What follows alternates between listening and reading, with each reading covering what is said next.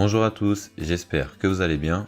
Nous nous retrouvons aujourd'hui pour une vidéo autour du livre Business Model, Nouvelle Génération.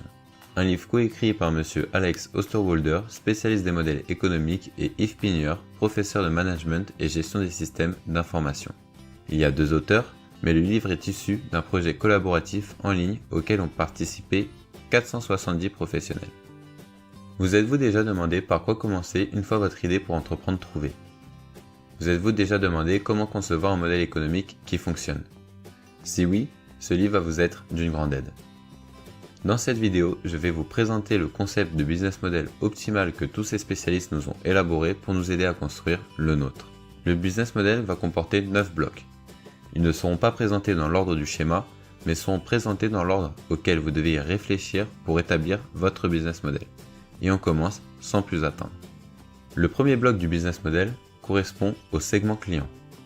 Dans ce bloc, vous devez déterminer quel groupe d'individus votre entreprise va cibler, c'est-à-dire à quel groupe d'individus votre entreprise veut vendre ses produits.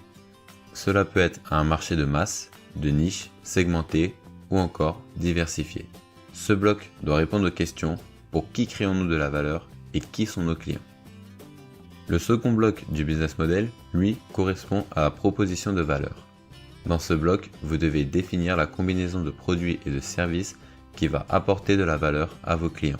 C'est-à-dire, que va leur apporter comme valeur les produits ou services que vous proposez.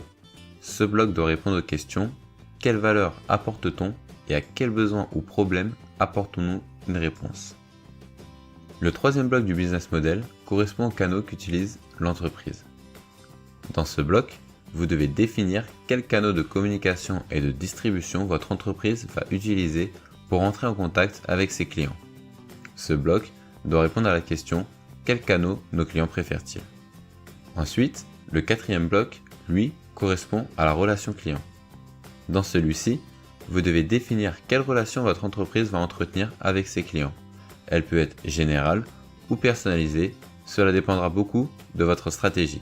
Ce bloc doit donc répondre à la question: quelle relation notre client souhaiterait-il avoir avec notre entreprise et quel serait son coût?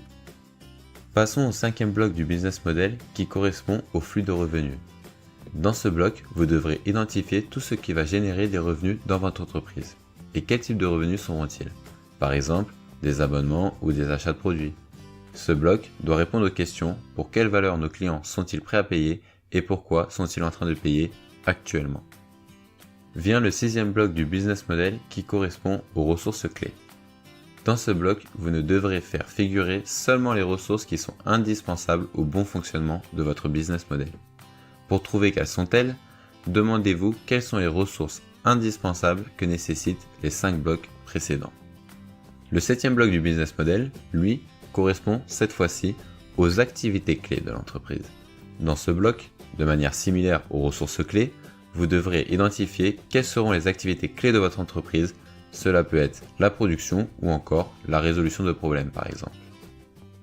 Le huitième et avant-dernier bloc du business model correspond lui aux partenaires clés.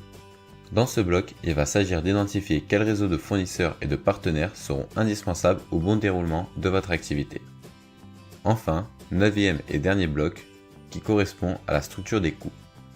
Ici, vous devrez lister tous les coûts inhérents à votre activité, c'est-à-dire déterminer les charges fixes et les charges variables de votre entreprise. Ici, vous devrez répondre à deux questions. Quels sont les coûts inhérents à notre business model les plus importants et quelles sont les ressources et activités les plus coûteuses? Le schéma étant terminé et le business model entre vos mains, si cela vous a intéressé et que vous souhaitez aller plus loin et découvrir le reste des conseils pour concevoir le vôtre, je vous laisse le lien Amazon du livre dans la description. Dites-moi ce que vous avez pensé de la vidéo ou du livre en commentaire et abonnez-vous pour ne pas louper les prochaines vidéos. Merci de votre écoute et à bientôt.